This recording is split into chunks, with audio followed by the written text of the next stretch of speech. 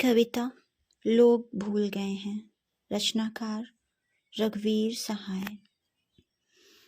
लोग भूल गए हैं एक तरह के डर को जिसका कुछ उपाय था, और एक तरह का डर अब वे जानते हैं जिसका कारण भी नहीं पता। लोग भूल गए हैं एक तरह के डर को जिसका कुछ उपाय था, और एक तरह का डर अब वे जानते हैं जिसका कारण भी नहीं पता। इसमें एक तरह की खुशी है जो एक नीरस जिंदगी में कोई सनसनी आने पर होती है। कभी किसी की मौत की खबर सुनकर मुस्कुरा उठते हुए अनजाने में देखा होगा। वह एक तरह की अनायास खुशी होती है, मौत का डर अपने से दूर चले जाने की राहत की।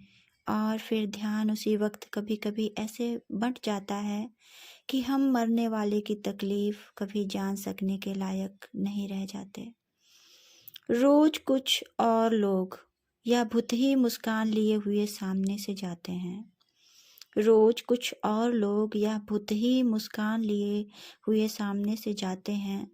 जब वह दोबारा आएंगे देखना वे मरे हुए हैं, और जब दोबारा आएंगे तो भ्रम होगा कि नहीं, मरे हुए नहीं, यूं ही वे आते जाते रहेंगे। और तुम देखकर बार बार यह दृश्य आपस में कहोगे, हम ऊब गए हैं। एक ऊब और भुतही मुस्कान दोनों मिलकर एक खुशी और एक बेफिक्री बनते हैं। आज के समाज का मानस यही है। तुम कहते हो इस कविता में, बगैर यह जाने कि तुम कितना कम इस समाज को जानते हो, कितना कम जानते हो तुम उस डर के कारण को, आज की संस्कृति का जो मूल स्रोत है। और क्या जानते हो तुम अतीत को? तुम नहीं जानते तुम्हारे पुरखे कितने वर्ष हुए कहाँ कहाँ थे पीछे चलते हुए। तुम ठहर जाते हो सबसे समृद्ध और शक्तिवान अपने किसी पूर्वज पर। उसके पीछे चलो, वह कैसे धनी हुआ, किस बड़े अत्याचारी का गुमाश्ता बनकर उनका भी बाप कहाँ रद्दी बीनता था, और किस किस के सामने गिड़गिड़ाता था। तुम्हारा आदि पुरुष एक लावारिस बच्चे का दुत्कार से भरा जीवन जीकर कैसे बड़ा हुआ। तुम्हें नहीं मालूम, तुम्हें नहीं मालूम कितना था वह धर्मात्मा, और उसके प्राणों ने किस तरह की यातनाएं उठाई थीं। यात्रा में घर से निकलते ही एक सुख होता है, और शहर छोड़ते ही पश्चाताप एक। जिनको तुम पीछे छोड़ आए हो उनसे तुम्हारा व्यवहार उचित नहीं था, निर्दय था, लोभी था, उनके साथ रहते हुए निज हित में लिप्त, और वे केवल छूट नहीं पाने की दुविधा में तुम्हारे साथ रहते थे। अब भी क्या मुक्त है तुम्हारे जाने पर वे?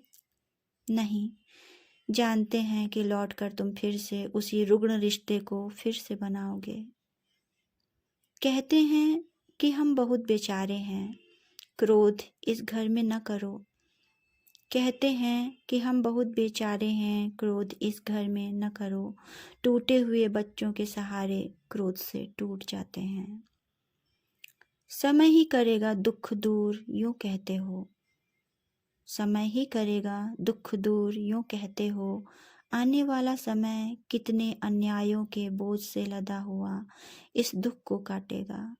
अन्याय के शिकार के लिए मन में समाज की जगह नहीं होगी तो, अन्याय के शिकार के लिए मन में समाज की जगह नहीं होगी तो, एक घनी नफरत और साधारण लोगों से बदले की भावना इन तमाम बूचे उटंगे मकानों को बनाती चली जाती है। यह संस्कृति इसी तरह के शहर गढ़ेगी। हम उपन्यास में बात मानव की करेंगे और कभी बता नहीं पाएंगे। सूखी टांगे घसीट कर खंभे के पास में आकर बैठे हुए लड़के के सामने पड़े हुए तसले का अर्थ। हम उपन्यास में बात मानव की करेंगे और कभी बता नहीं पाएंगे। सूखी टांगे घसीट कर खंभे के पास में आकर बैठे हुए लड़के के सामने पड़े हुए तसले का अर्थ।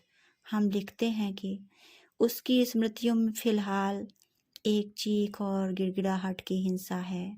उसकी आंखों में कल की छीना झपटी और भागम भाग का पैबंद इतिहास। उसके भीतर शब्द रहित भय और जख्म आग है। हम तो यह लिखते हैं, पर उस व्यक्ति में है जो शब्द में वे हम जानना नहीं। जो शब्द हम जानते हैं उसकी अभिव्यक्ति नहीं, विज्ञापन हमारा है। कितनी ईमानदारी से देखती है वह लड़की दर्पण, कितनी ईमानदारी से देखती है वह लड़की दर्पण।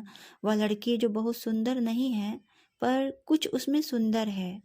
कौन पहचानेगा कि आखिर वह क्या है जो सुंदर है? वह खुद शीशे में जो पढ़ेगी वही सही होगा, नहीं तो और जो होगा वह किसी बड़े राष्ट्र द्वारा आदिवासियों में पाई जाने वाली किसी विचित्रता का होगा आविष्कार। दुनिया ऐसे दौर से गुजर रही है जिसमें हर नया शासक पुराने के पापों को आदर्श मानता और वंचित जन को कुछ भी करते हैं काम धाम रंगारंग, वह ऐसे शासक के विरुद्ध ही होता है। यह संस्कृति उसको परोसती है जो सत्य से विरक्त है, देह से सशक्त और दानशील धीर है। भड़क कर एक बार जो उग्र हो उसे तुरंत मार देती है। अपने अपने कस्बों का नाम न लेकर वे लखनऊ का नाम लेते हैं जहाँ वे नौकरी करने आए थे, जैसे वहीं पैदा हुए और बड़े हुए हों, क्योंकि वह किसी कदर आधुनिक बनना है। और फिर दिल्ली उन्हें समोकर अथाह से आधुनिक होने की फिक्र मिटा देती है। दूर के नगर से पत्र आया है, लिखा है कि गुड्डन की माँ का स्वर्गवास हो गया है। नहीं लिखा यह कि 20 वर्ष से विधवा थी वह। उसके 20 वर्ष कोई नहीं लिखता, क्योंकि एक साथ 20 वर्ष हैं। अब वे भाषा की बधिया हमेशा वक्त के सामने बैठ जाती है। छुओ पोस्ट कार्ड को, उसमें 2 टूक संदर्भहीन समाचार फिर पढ़ो और कोशिश करो कि उस नगर में अकाल का कोई अता पता लिपि से ही मिल जाए। नहीं, वह सुथरी है, साफ है, सधी है। अजब से तरीके से लिखने वाला मानो मर चुका था, बच रहा था केवल धीरज। देखो अपने बच्चों के दुख को, देखो अपने बच्चों के दुख को, देखो जब उनकी देह में तुम देखते होगे अपने को। देखना वही मुद्राएं जो तुम्हारी हैं बार बार उन पर आ जाती हैं, हड्डियां जिससे वे बने हैं एक परिवार की, और बचपन के गुदगुदे हाथ की हल्की सी झलक भी। नाच गाना भोग विलास फुर्सती वर्ग के लड़के लड़कियों के शगल बनते हैं। फिर इनका रौब घट जाता है और ये समाज में वहीं कहीं बैठ जाते हैं, बिखराव, बर्बादी और हिंसा बनकर। एक बहुत बड़े षड्यंत्र के बीच में अपने घर में रहने वालों से रिश्ते बनाओ और सुधारो। घर में रह सकते नहीं हो, मगर सारा दिन कुछ दुख बाहर से ले आएंगे तुम्हारे घर, उस घर के लोग, और लोगों को भी बार बार घर से बाहर जाना होगा। शिक्षा विभाग ने कुछ दिन पहले ही घोषित किया है, छात्रवृत्ति के लिए अहर्ता में यह भी शामिल हो कि छात्र के पिता की हत्या हो गई है। सावधान, अपनी हत्या का उसे एकमात्र साक्षी मत बनने दो। सावधान, अपनी हत्या का उसे एकमात्र साक्षी मत बनने दो। एकमात्र साक्षी जो होगा वह जल्दी ही मार दिया जाएगा। धन्यवाद। नमस्कार, मैं अमिता शेष, और आज की हमारी कविता थी रघुवीर सहाय द्वारा रचित।